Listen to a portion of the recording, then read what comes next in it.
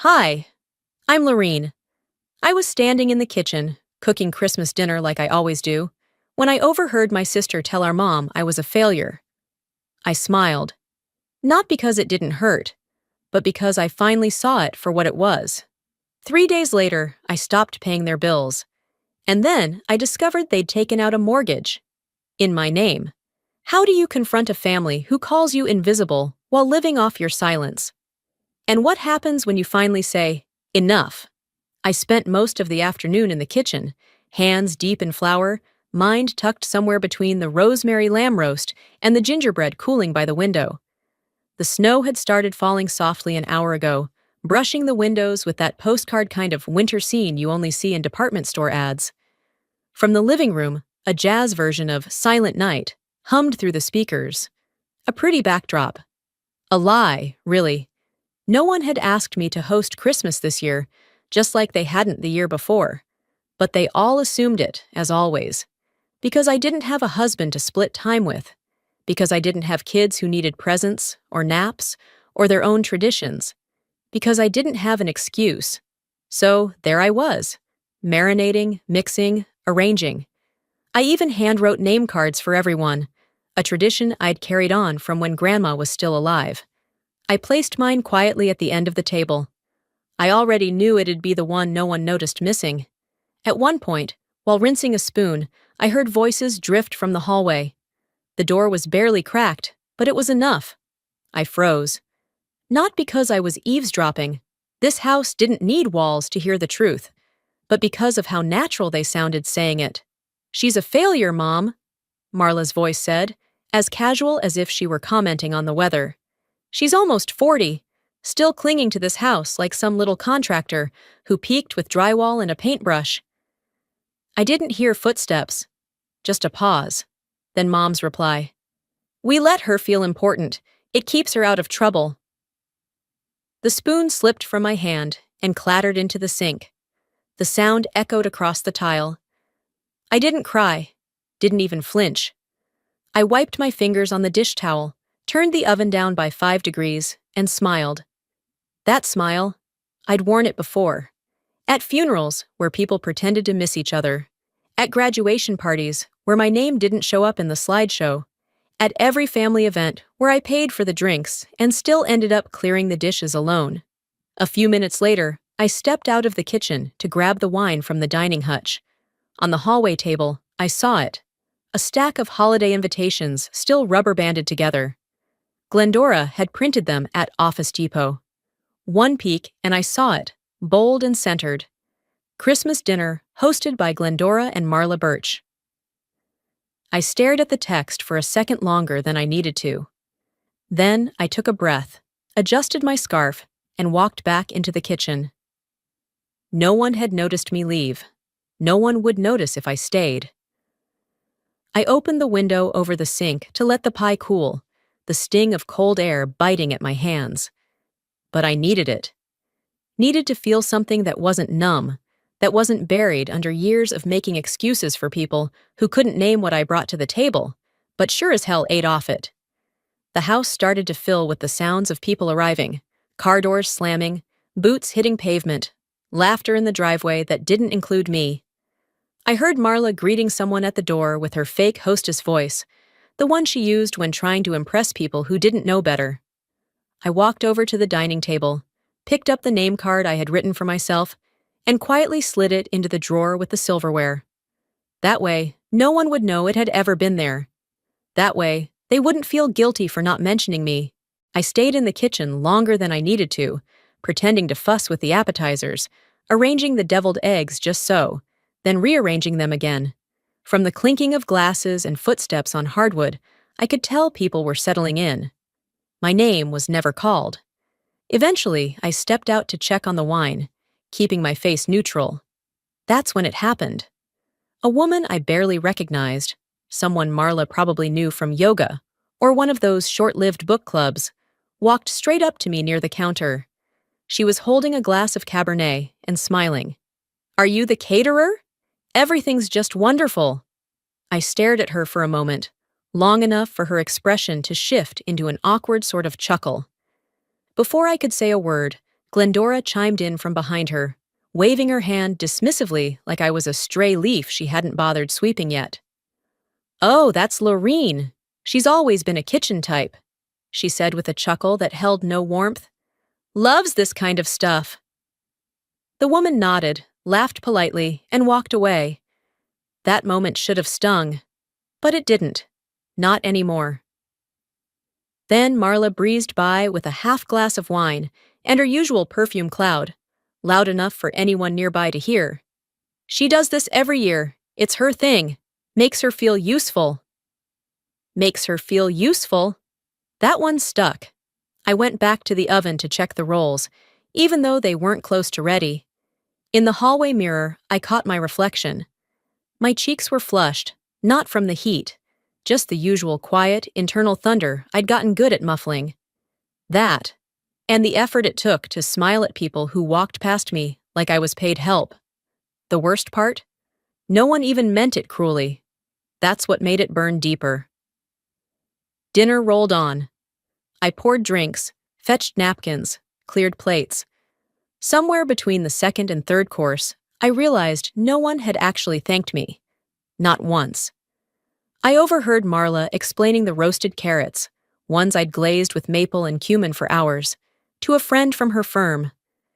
"It's just a simple menu," she said. "We pulled it together last minute." Right. I handed someone their wine refill without saying anything. The stem of the glass wobbled slightly in my fingers, but my expression didn't flinch. Later, I tried to sit at the table. There were name cards, pretty gold script ones that I hadn't written. I scanned the setting once. Mine wasn't there. I checked twice to be sure, then 3 times. No plate, no chair, no name. So, I stood. I leaned against the entryway, eating off a side plate in the kitchen like a server on break. I heard someone ask Marla if she had hired a private chef this year. She laughed. "God, no. That's just Lorene. She'd rather do than talk." She'd rather do than talk.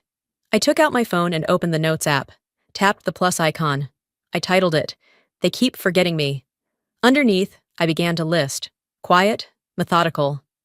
Groceries last week, $312. New stove, Mom insisted on stainless steel, $1,645. Yard work labor, $260. Holiday string lights, $97. 10 years of being the one who shows up. This wasn't bitterness, it was inventory. I wasn't angry, I was done being surprised. That's all. A cousin waved me over with a look that said, "Bring more wine." I nodded, turned off the oven, and excused myself to the guest room under the pretense of grabbing extra candles. Once inside, I closed the door softly behind me. There, on the side table, was a file folder. Yellow. Labeled in thick black marker. House deed. I stared at it. My hand hovered just above the edge, but I didn't touch it yet. The hallway was quiet when I stepped out of the guest room, leaving the yellow folder untouched. For now. The house had shifted. Gone were the footsteps and fake laughter, the polite chatter of people who knew how to show up for appearances, but never for consequences. The silence felt raw, almost hollow, like a stage after a play ends. I slipped off my shoes and padded into the kitchen, gathering the last of the dinner plates. The dishwasher door creaked open, breaking the stillness. One by one, I slid the dishes in, careful not to clatter them too loud. It was almost midnight, and everyone else had retreated to their corners of comfort, full and oblivious. But I couldn't sleep, not with the ache in my chest that had nothing to do with exhaustion. After wiping down the counters, I passed the living room and saw them. 3 old photo albums stacked neatly on the coffee table. Glendora had pulled them out earlier, probably for her little, "look how blessed we are" show and tell. She always liked parading the past around when guests were over, as if the illusion of closeness could outweigh the cost of silence. I picked up the top one, flipping past the cover embossed with gold lettering. Family Moments, Vol and I. There was Marla in a baby tutu, posing at her dance recital. Marla with a crown on her sweet 16. Marla and Glendora, arm in arm at her college graduation. On the next page, I found a photo from our trip to Yosemite.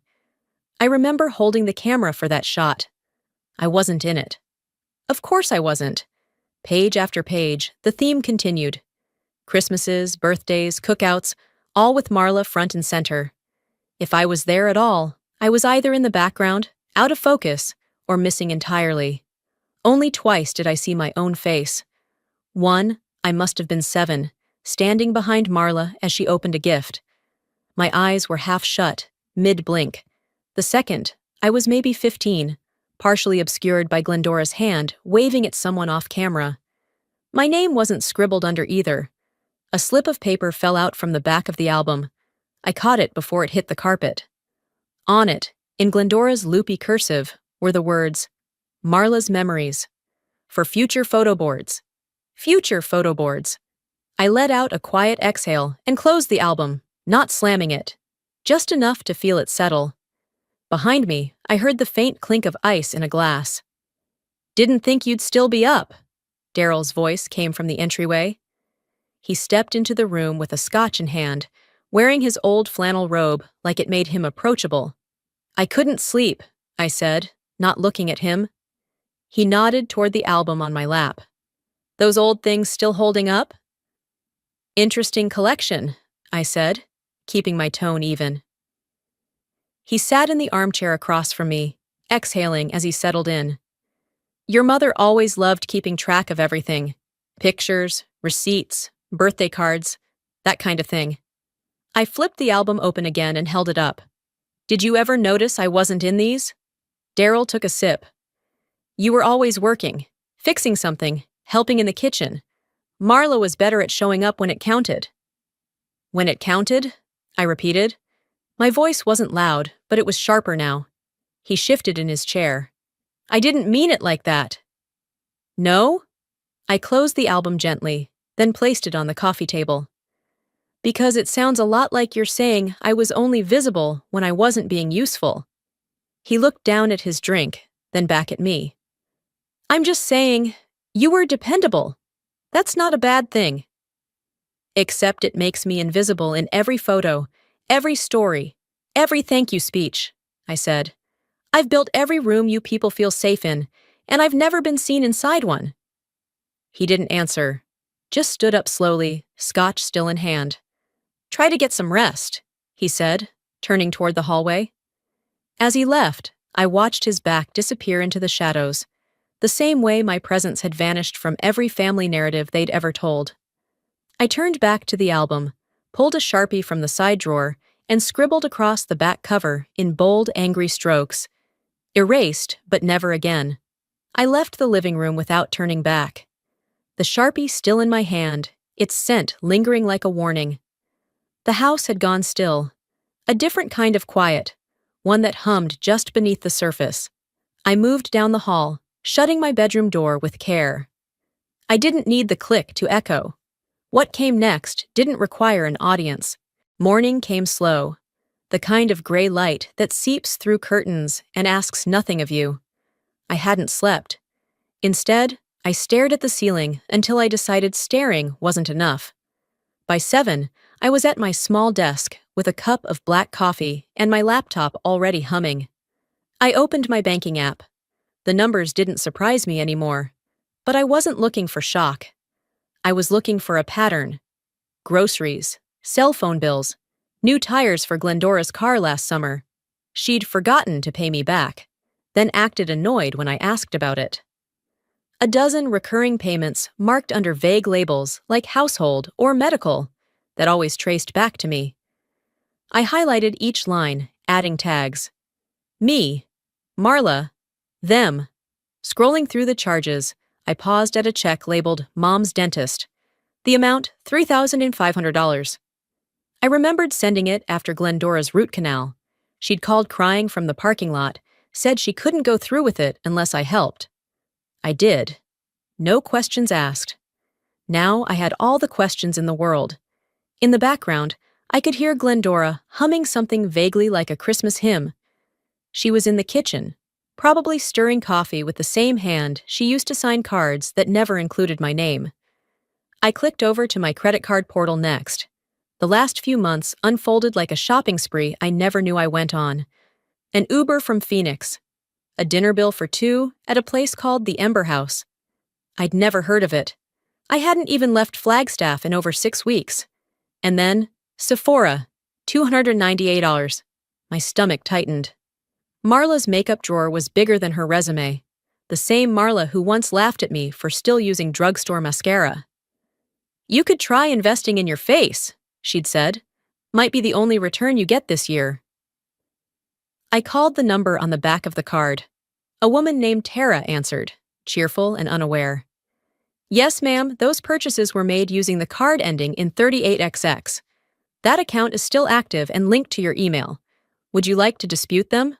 I didn't speak for a second. Just let the silence speak for itself. "No," I said eventually. "I'd like to print them." After hanging up, I created a new folder on my desktop. Family Finance. Facts only. I downloaded the statements, highlighting each item. I color-coded the categories: green for groceries, orange for shared bills, red for anything suspicious. I didn't need a courtroom. I needed the truth laid out plainly, like a blueprint of everything they'd built with bricks I'd handed them. I opened Word, started typing: Venmo transfer to Marla Birch, $220 payment to Glendora Birch, emergency dental, $3,500, Sephora, Phoenix, not me, $298, dinner, the Ember House, not me, $178, Amazon gift purchase, shipped to Marla's address, $112 Uber, Phoenix downtown, $47. At the bottom, I added, paid by Lorene, just not remembered by them. I pulled the printer tray open and let the pages spill out one by one. The sound of the inkjet filling the silence was oddly satisfying, like proof becoming real. Each sheet got its own sticky note: hers, mine, theirs, lies. No dramatics, no commentary, just cold, labeled math. By noon, I had a stack nearly half an inch thick. I didn't rage, didn't throw anything. I wasn't trying to make noise. I was building a case. I slid the pile into a slim folder and sealed it with a single yellow post-it on top. It read, "If they ask again, I'll show them this. If they don't, I'll still know."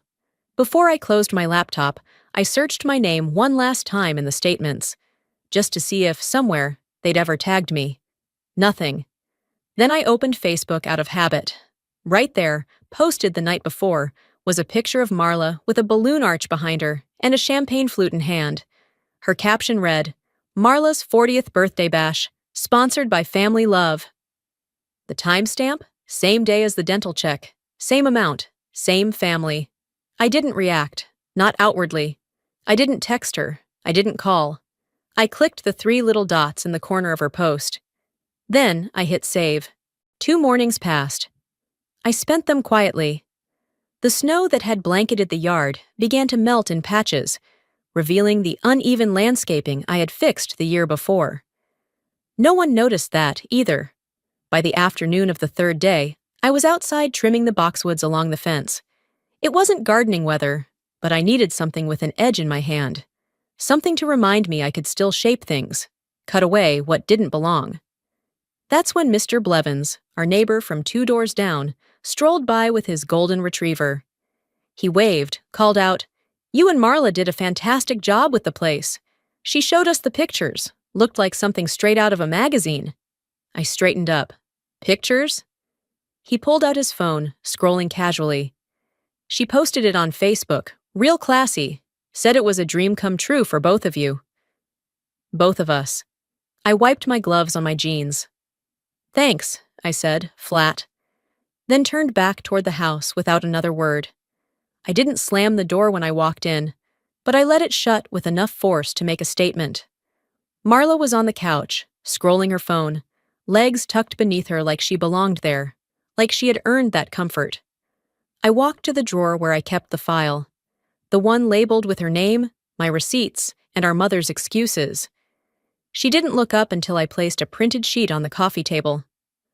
$212,387.34, I said.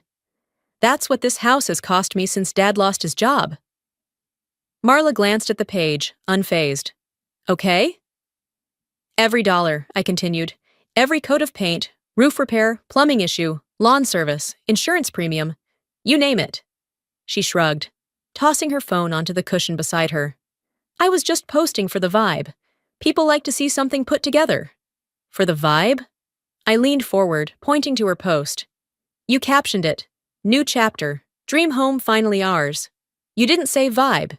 You said ours. God, Lauren, it's just social media. People get it. It's not that deep. No, they don't get it, I snapped. They believe it. And you know what? I let them believe it, for too long. She crossed her arms. You're overreacting. I tapped the receipt again. Presentable doesn't mean fictional, and you don't get to fictionalize my sacrifice. Glendora appeared in the hallway just then, drawn in like moth to heat. She offered her usual peacekeeping smile. Girls, let's not fight. You're both strong in different ways. Marla snorted. Exactly. I'm strong out there. She's strong in here. Glendora continued. Let's not turn this into a thing. Marla didn't mean it that way, honey. I turned to her slowly. It became a thing when pretending I didn't matter became easier than thanking me. Her face twitched, just for a second. I kept going. When people thank you for building something you didn't touch, and you nod instead of correcting them, that's theft. You're stealing truth, and I'm done watching you do it. Marla rolled her eyes. Are you seriously threatening us over a Facebook caption? No, I said, standing tall. I'm telling you that the next time anyone posts a version of my life without me in it, there won't be a conversation. There will be action. She laughed. Too loud, too forced. You always make everything dramatic. I took a step closer. That's rich, coming from someone who choreographs every moment of her life to impress strangers. Daryl walked in then, still in his slippers, carrying a newspaper he hadn't read in years. He looked between the three of us, sensed the tension, and froze like he'd stumbled into a minefield. He opened his mouth, then closed it. I looked him in the eye. You still think the stable one is the safe bet? He didn't respond. Marla, flustered, grabbed the throw pillow next to her and flung it across the room. It landed near the fireplace. Glendora gasped softly. I didn't move. Because this wasn't chaos. This was clarity. The next morning, the house moved with forced quiet, the kind that only happens when everyone's pretending nothing happened. A pillow still sat crooked near the fireplace where Marla had thrown it. No one picked it up. It stayed like that all night, like a punctuation mark no one wanted to erase. I made myself a cup of coffee and walked it back to my room. I didn't greet anyone. I didn't need to. I had other things to do. Once inside, I sat down at my desk, opened my banking dashboard, and began. Marla's name was still attached to the shared credit card I'd added her to 2 years ago, back when she claimed she just needed a little help getting through the winter. Glendora's bills were still pulling from my account automatically. Utilities, Wi-Fi, even a streaming service I hadn't used in months, but she insisted she needed because my programs helped me sleep. I clicked through each tab deliberately, removing names, unlinking accounts, canceling autopays. My fingers didn't hesitate. They'd hesitated for too many years. After that, I opened a blank message and typed, Going forward, all household expenses must be approved in writing and split equally. I will no longer carry this alone. I sent it to both of them, then shut my laptop and exhaled slowly. Not 10 minutes later, my phone started ringing. First Glendora, then again, then again. I didn't answer. An hour later, there was a soft knock at my door. Lorene? It was her. Voice gentle, sweetened with worry. Can we talk for just a second? I opened the door halfway. She stepped back like she'd seen something she didn't recognize. I'm trying to keep things calm, she started. But this money thing, it's putting a lot of pressure on me, on all of us. I said nothing. She looked down, then back up, eyes slightly glassy. If I die from the stress of this, will it really have been worth the money you saved? That line. That kind of line was her weapon. She never raised her voice. She just cut with guilt. I didn't blink. "If you die," I said evenly, "it won't be from stress. It'll be from decades of pretending truth is cruelty." Her face flickered, just for a moment.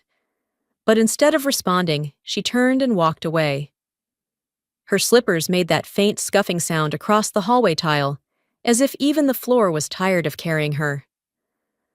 I went back to my desk and sat in silence until my phone buzzed. Marla. "You're turning into someone ugly, Laureen.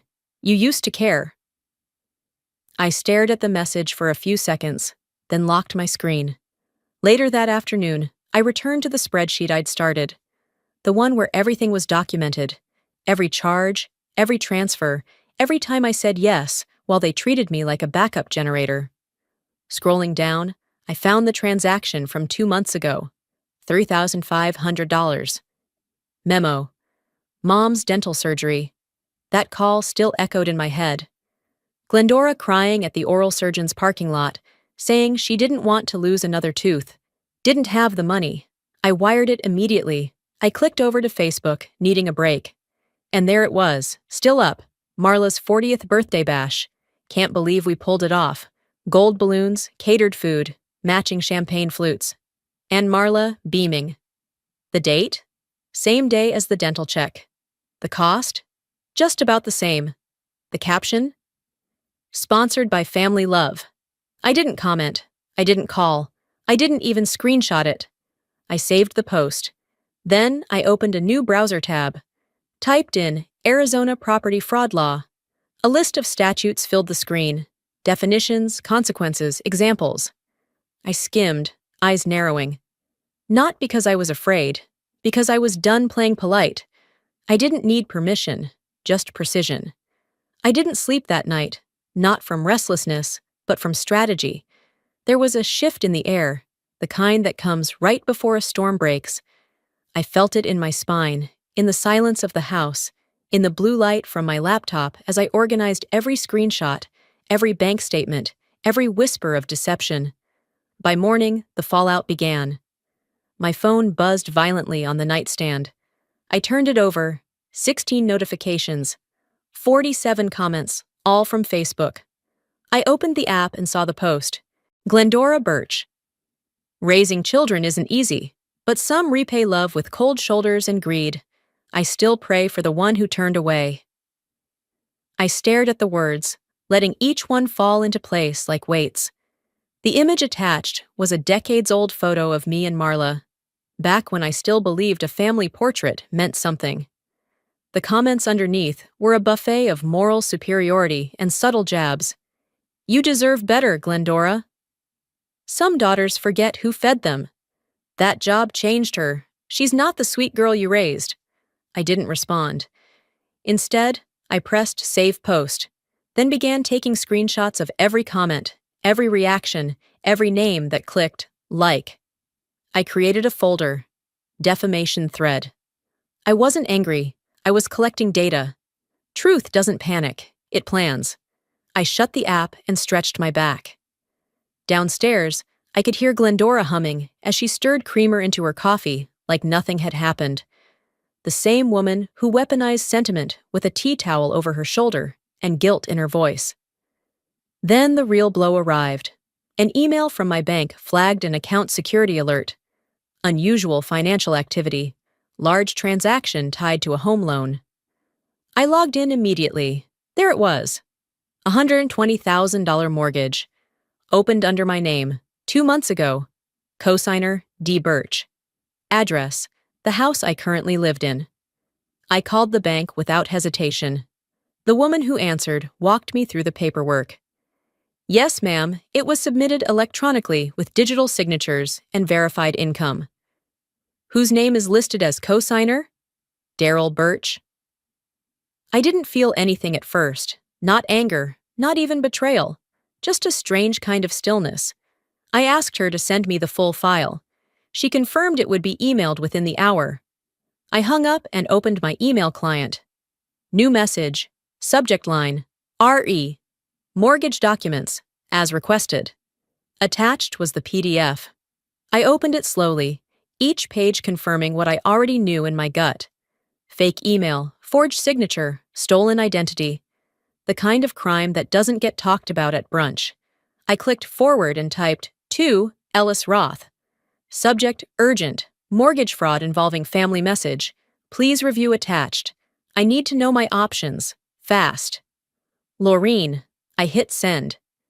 Then I stood, walked to the kitchen, and pulled out the folder I'd labeled Receipts. Inside were the documents I'd printed days earlier. Bank transfers, shared credit history, screenshots, captions, post dates. I snapped a photo of the folder's front cover. Then I went back to Facebook. For a moment, I hovered. Thought about how much noise they'd made. How easily people took sides when fed half a story in cursive captions. I uploaded the photo, just the folder. No frills, no tags. Caption. Let's be honest. If you wanted silence, you should have paid for it. I clicked post. Then I turned off notifications. Let them talk. The next time I spoke, it would be through court records. The photo had been posted, the folder labeled, the notifications silenced. I didn't need to see their responses to know what they'd say. The familiar rhythms of deflection and pity would follow. She's always been dramatic. You know how Laureen gets. But that phase of my life had expired. The next move wouldn't be a message or a conversation. It would be an invitation. 3 days later, I stood at the head of the dining room table, not to serve a meal, but to serve notice. I had arranged everything with care, not a casserole dish in sight. The tablecloth was replaced with a legal pad. Where the centerpiece once sat, I placed my laptop. A speaker rested beside it. The chairs were spaced evenly around the table, one for each of them. I'd even folded cloth napkins to maintain the illusion of civility. Marla arrived first, naturally.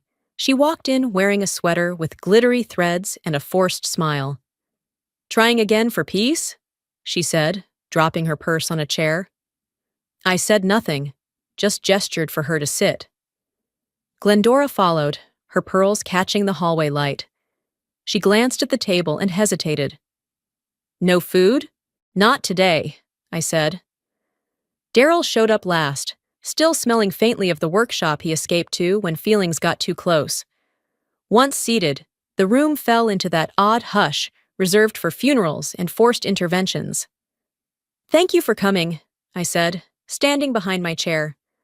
"I called this meeting because I've spent my entire adult life sitting quietly while you all decided who I was without asking. Tonight, you're going to listen." Marla scoffed. "God, here we go." I clicked my mouse and cast my laptop to the flat screen across the room. The first file appeared.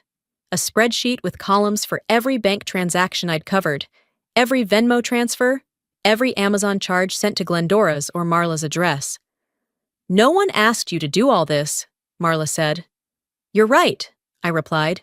"You just expected it." The second file played. An audio clip, clear and steady. Glendora's voice whispering to Marla, "We'll shift the deed after the remodel's done. It's better if Laureen doesn't know. She'll stay useful longer." Glendora's face drained of color. "You recorded me?"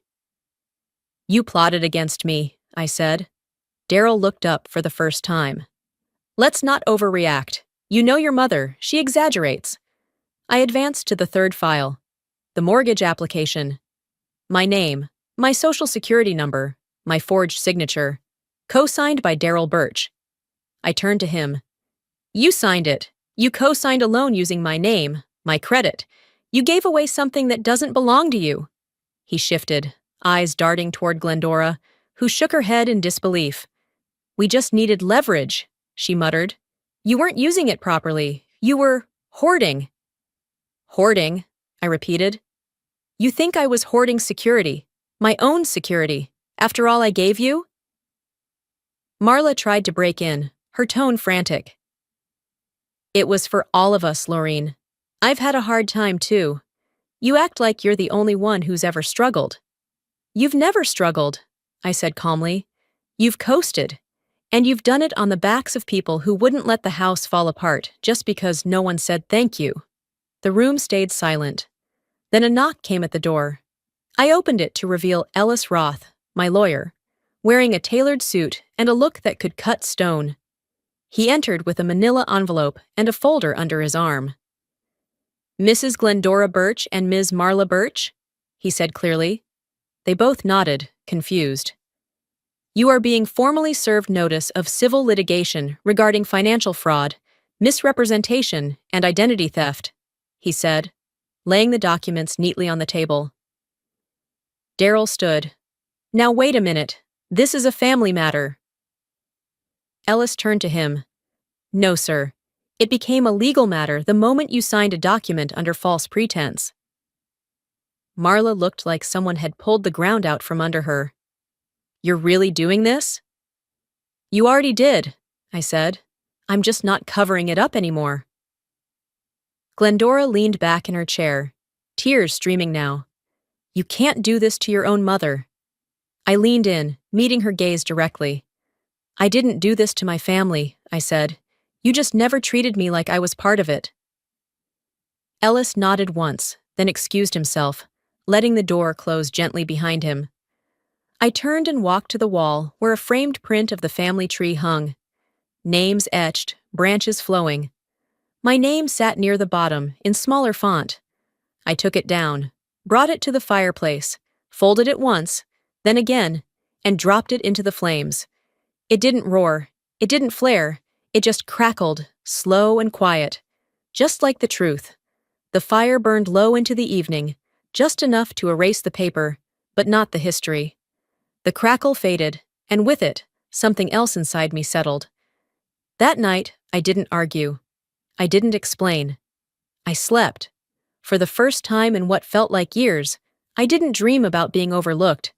I dreamed about nothing at all. Now, 2 years later, the sun touched the lake behind my home in Lake Havasu with the soft glow of a season turning. The air had warmed into early spring, the kind that lets you leave the windows open but still wear a sweater in the morning.